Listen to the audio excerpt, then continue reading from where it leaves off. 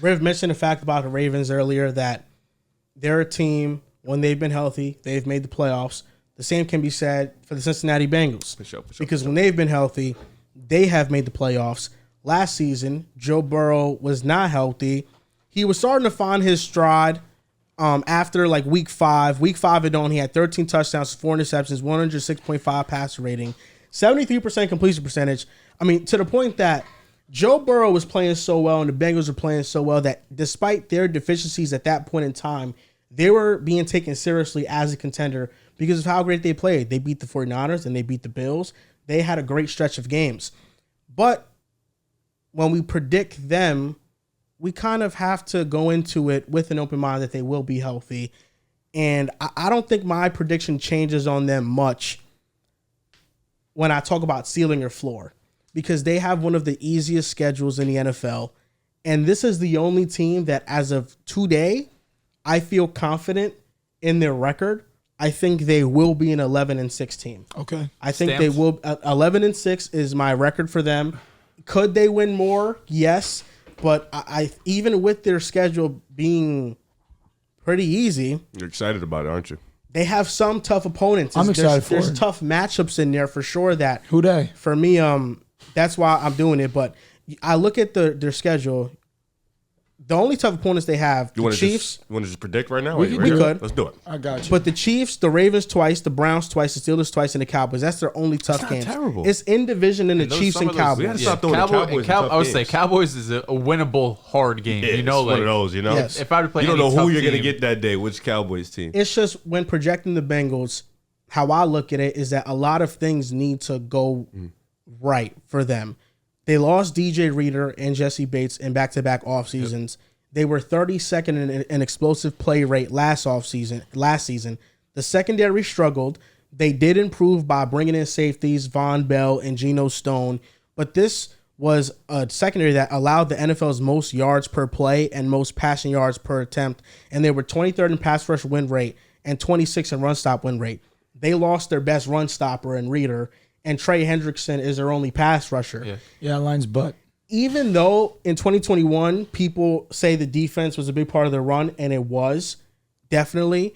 When you look at their defense in the past couple of seasons, their defense in 2021 and 2022 ranked 18th and 16th in yards allowed. This past season in 2023, that dropped all the way to 31st. This defense has never been an elite top-of-the-line unit. It has just been good enough for them to win games. I think it does go back to the mean, and that's why I do believe the Bengals will be a playoff team, because I think they will be an average defense. They won't be an elite defense. They'll be an average defense, and the offense with Burrow healthy and the offensive line hopefully improved. They were 26 last year. I think 11 wins is what they're going to be. I do think the offense does have to carry, but we are going to predict I'll keep track. the Cincinnati Bengals record for this upcoming season. Week 1, it's going to be the New England Patriots. This is versus the New England Patriots. This is a win. 1-0. This is a win. Okay, at KC. This is going to be a tough matchup. This hurts you. Joe Burrow has Mahomes' number. Who are you when they rooting play, both of them. When they play, it's always a great game. You can't lose here. Whenever they play, it's always a great game. You always love two heavyweight fighters. But I'm going to have the Chiefs winning here. 1-1. This is on the road at Arrowhead, too. 1-1. This is going to be versus the Commanders. This is a win. 2-1. At Carolina. Carolina's going to be a frisky team. They have a really good defense. It is a trap game, but I think the Bengals start their season 3-1. 3-1. Versus Baltimore. You're going to split, I'm assuming. So At home, I think the Bengals win this game. 4-1. At New York. This could be a trap game as well. Giants, Jets. The Giants it's the Giants. Giants, sorry. The Giants got a great defensive line. I don't know what I'm going to get from their offense. I'm going with the Bengals. 5-1. Okay. At Cleveland. This is a loss. The Browns have had their number. Defense is still elite. It'll be a bad matchup. Versus Philly. I'm going to go with the win here. I don't feel great about that one. This is a win. That's a 6-2. I think it is a toss-up game. It is a toss-up game. And it's sucks. at Cincy. Philly's defense is TBD. TBD. Theirs suck. Difference. I think both are kind of TBD. Our offense is nutty. We're going to run all over them. But I think this could go either way, but I got the Bengals winning. All right, versus the Raiders. They'll win. 7-2. At Baltimore. They're going to lose. 7-3. At the Chargers. Think this could go either way, but I'm going to have them winning here. 8-3. So now they have can't the win bye every week. either way game. You know that? Week 12, they do have their bye. Week 13 versus Pittsburgh. You got to get to 11-6. You're on pace for like 14-3 right now. He's getting all the 50 This is the win. They'll beat the Steelers. 9-3. After the bye, I agree. At Dallas. The Bengals have played in Dallas before. They beat They're on them. like a 6-game win streak right now. Right now, no, they're hot. They're hot. They're hot. If you give them the win here, That means but they we had to didn't lose get the like win. 5 out of the Yeah, last 6. You should have given them the loss versus Philly. It would have made your life No, it's easier. fine. It's fine. I know what I'm doing. It's fine. It's You fine. don't. I do. I got I do. You got the I do. Bengals here, don't you? At the Cowboys, I'm going to go with the Bengals. I think they win. 10-3. I think they win. They're running away with the league at this point. Here's the thing. Catastrophic collapse at the end of the season, but Has to be, right? at Tennessee. I think the Tennessee Titans beat them. I think the Tennessee Titans are a bad matchup They got to for them. lose. I mean, yeah. Okay. Because 10-4. we got to understand something about the Tennessee Titans. They have the secondary to match up with the Bengals in sure. that matchup.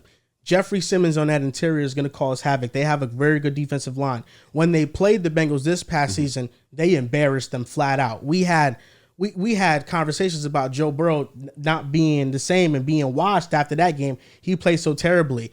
And Tennessee, they improved their offense with Ridley, Tony Pollard. They got a better offensive line. Tyler Boyd's I also think on the that Titans will be one of those trap teams on the road at Nashville. They're going to lose this Titans game. also have Callahan, the previous Bengals offensive coordinator, so Yes. you know the system 10-4. very well. Yes. Maybe you're on. Maybe you're cooking here. Versus the Browns. This is a loss. Whenever they 10-5. face the Browns, I think it's a bad So matchup. they're going So they go 0-2 0-2. against the Browns. I think they will get swept by the Browns. 10-5. We're here. Week 17 versus the Broncos. This is your W.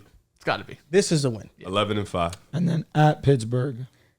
This could go either way. It's at Pittsburgh. Are they sweeping? It Pittsburgh? depends.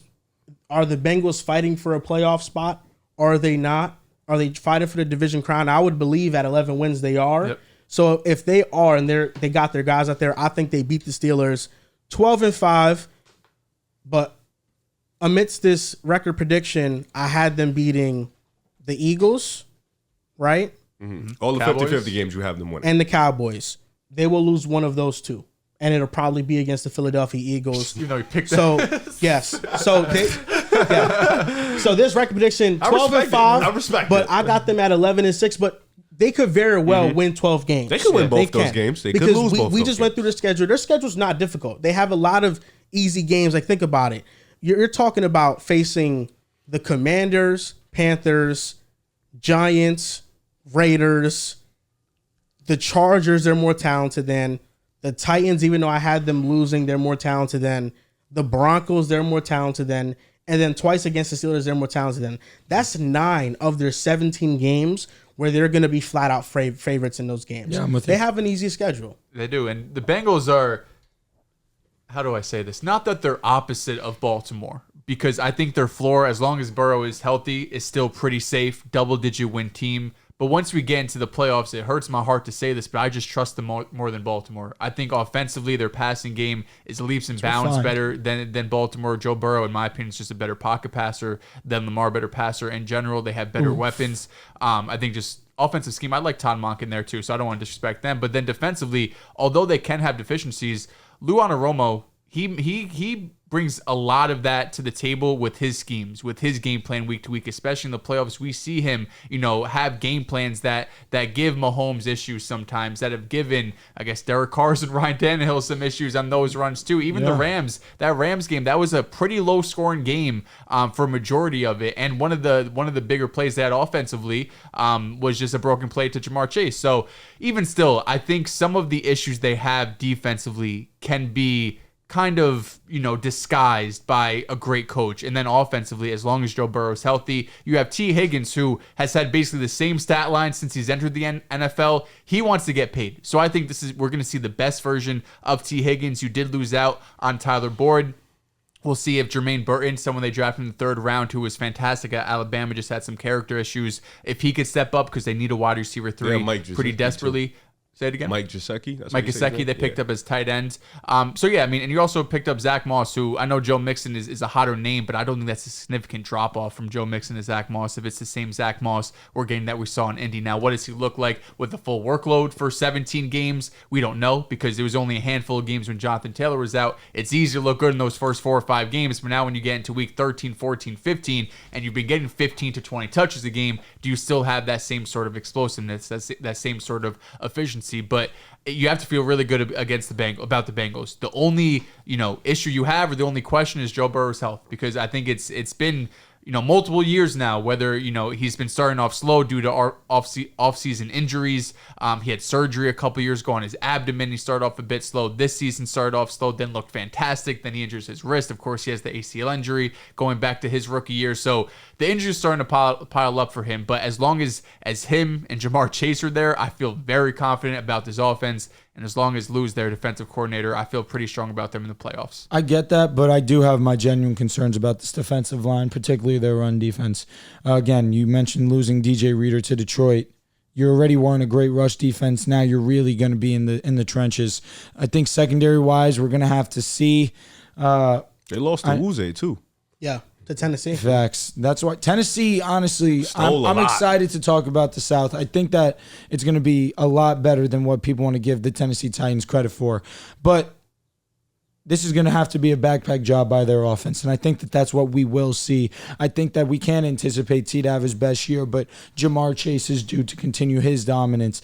I don't disagree with you either, Joel. I think Zach Moss is going to be perfectly fine in this offense, but the concern becomes when you play against these higher level teams, are they going to try and keep your offense off the field by having dominating run performances? Which is why when we talk about the Philadelphia Eagles, I hate that matchup for the Bengals, because you have Jalen Hurts, you have Saquon Barkley, a solid offensive line in front of them too.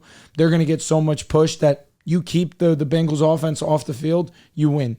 That's a recipe to win that type of game. When you go up against these better rush offenses, are you going to struggle? Right now, the way that it seems, I do have that fear for the Cincinnati Bengals, but Joe Burrow and company should be fine offensively, and for a good amount of weeks, that should be enough to win games. Yeah, my only concern for the Bengals is just the defense as a whole. I think their secondary is still relatively young. Cam Taylor-Britt, Jackson Hill, DJ Turner, they're really young. I think they struggled last year because of their youth, lack of experience. They did lose Awuzie, like we just talked about. Felt like Tennessee stole from a lot of teams this year. Their defensive line isn't that great. They just have Trey. Offensively, you expect Jamar, Joe Burrow, T. Higgins to do whatever they want. They're just that type of talents. But Cincinnati has a chip on their shoulder this year. They were coming in. Joe Burrow was hurt last year. He kind of, I don't want to say got forgotten about, but, people kind of, watched him play, and obviously the injury was there, but kind of, threw jokes, me included, of course. And Jake Browning came in, played a little well, so people kind of started to look at it differently. T. Higgins didn't play to his best performance, started that week 1 against Cleveland, didn't go uphill from there, looking for a payday, but unfortunately he did not play to them standards. And then, Jamar Chase is Jamar Chase. So Cincinnati's walking in this year. They just watched the Ravens go to the AFC Championship game. They do have that chip on their shoulders. For me, it's just the defense. How is the defense going to hold up, specifically in this type of division where you have the gritty Steelers, you have the Cleveland Browns, you have the Ravens? Like, all of those 3 defenses, I think we can say are good to great, and they all play tough, physical football. With the Bengals, it's like the offensive line is still going to be in question. Is Joe Burrow, his injury concern, is that going to hurt? Like, they're going to be able to do a lot of what they want to do, and I don't know if this defense is going to be able to hold up too much, but that offense is going to be so high-powered. You trust in it a little bit. But I don't know. This Bengals team, it's going to take a lot for this defense as a whole to really come together. I think if they do make a push, it'll probably happen by like week 8, week 9, towards the later end of the year.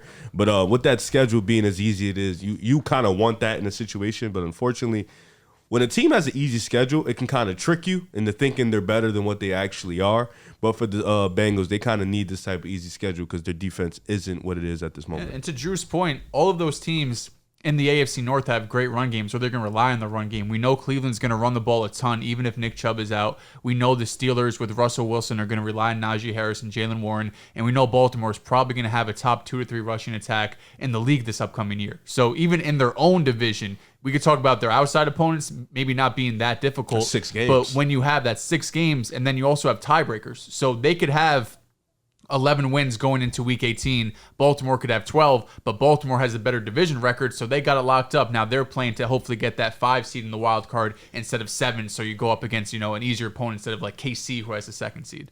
It's all relying on finding and replacing talented players with cheaper talent. That's what the NFL is about. And they missed with Dax Hill. Jesse Bates walked out the door for nothing, and they tried to draft his replacement. Dax Hill has gotten demoted. He's not even starting at safety no more. He's gotten now placed as a nickel corner. That's his new position. And Mike Hilton is their starting nickel. Dax Hill is going to be a rotational secondary player. Yeah. And he was a first-round pick. We talk about misses. Those type of things matter to the point they had to go and sign Geno Stone. They had to go and sign back Von Bell to make this secondary a little bit better. The offensive line still concerns me. Orlando Brown Jr., who they committed a lot of money to, was number 1 in pressures allowed in 2023. Yeah. And Trent Brown was a good addition, but he only played 11 games last year. Those 6 games that you're missing, they matter. They did draft Armarius Mims, so they have a backup plan. They have a swing tackle. It can't get any worse, honestly, for the Bengals. I mean, we say that every year about their offensive line, but it really just, figures it out. At this point, it just can't get any worse. And Orlando Brown should be a little bit better. Mahomes, when he played with him, he masked a lot of his deficiencies. Do you guys think he was terrible with them too? Do you guys think there's any world where, since they've seen Jesse Bates walk out the door, since they've lost guys in free agency, that we approach the trade deadline, do you think T. Higgins is someone that could get moved? Because it seems unlikely right now that they're going to give him a long-term extension because they know they want to give Jamar a bag. They already gave Joe Burrow a bag. Do you think T. Higgins is someone that could get moved at the deadline? Or this, we have one more year with this core, let's go and try to win the Super Bowl this year? Can you only keep one elite wide receiver on your team? And I'm not calling T elite. I'm just meaning in the sense of he's going to get elite level wide receiver money. Naturally, it's his turn to get paid. He's going to get a good amount of money. I can only assume, off the top of my head, probably 25. 25 is the number that comes to my head. But you look at Jamar Chase, he's looking up to $40 million. He might eclipse $40 million. Whatever. What Jett he got 40. So that's what Chase 40. One thing's for sure, they're not keeping T long term. I think he will be on the team for the entirety of the year. But we're seeing the formula with every top quarterback and how the teams are building around those top quarterbacks. Josh Allen just lost Stephon Diggs. Mahomes lost Tyreek Hill. As long as you can keep one of those elite level weapons and invest in your defense, that's the pathway to winning, because an elite quarterback will give you a floor on offense that is really high already. The recipe to win when you have a quarterback already signed for an insane amount of money. Because we see I'm with you. I'm with you 100%. CJ Stroud, you could go out and get Daniel Hunter, you can get him Stephon Diggs. Because you have the luxury of the rookie contract. But with Joe Burrow, that's how they have to build this roster. They have to invest in their defense, and they have done that. They've brought in some defensive linemen early in the draft. They've drafted some secondary players. Dax Hill was a miss, but in that same draft, they drafted Jordan Battle, who's going to be a good safety for them. So they've had some hits as well, but those misses add up. Fun fact, Joe Burrow actually has a positive EPA when Jamar Chase is not on the field. So, and that's not a knock on Jamar Chase. That just goes to show that Joe Burrow can be out there with anybody, and he will play. He was with T. Higgins, wasn't he? His entire rookie season. Oh, well. Yeah. Rookie T. Higgins with Tyler Boyd. He was great his entire rookie season. Yeah.